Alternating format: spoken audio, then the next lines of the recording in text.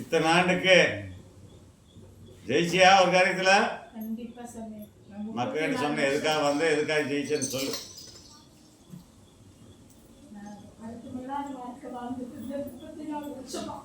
அவ்வளோ ஒரு கஷ்டத்துல வீடு இல்லாம பத்திரம் கம்மியில பார்க்காம நான் வாழ்ந்துட்டு இருந்தேன்.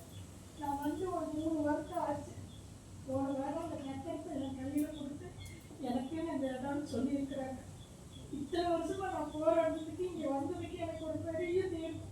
எனக்கு கடவுளுக்கு நான் சொல்ற மாதிரி நான் அந்த இடத்துல வீடு கட்டணும். உங்க எல்லாத்துக்கிட்டையும் வந்து நான் சொல்லுவேன், நான் நல்லா இருக்கணும், உங்களோட ஆசீர்வாதம் எனக்கு வேணும். அவ்வளோ போராட்டத்தில் நான் வாழ்ந்துட்டு இருந்தேன் 34 வருஷமா. வீட்டுக்காரனோ இல்லை பொண்ணு பையனொன்னுங்க ரொம்ப கஷ்டப்பட்டு தான் வாழ்ந்துட்டு இருந்தேன். 2 பேரும் படிச்சுட்டாங்க.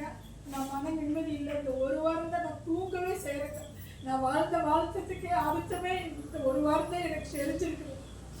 நான் யாருக்கிட்டையும் சொல்ல முடியாத ஒரு இதில் இருந்தேங்க.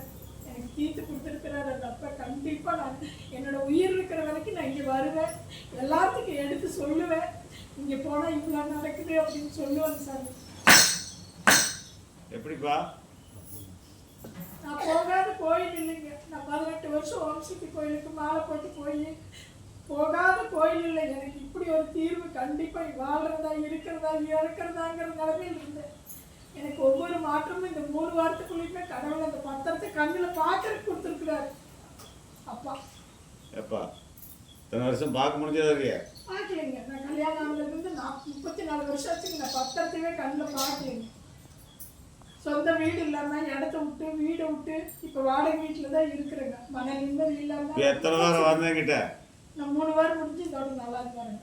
4வது வாரத்துல எனக்கு ஒரு நல்ல தீர்வு கடவுள் கொடுத்துருக்குறாருங்க. நான் அந்த இடத்துல வீடு கட்டணும் இருக்கணும். இந்தா ஜெயிச்சுட்டாரு.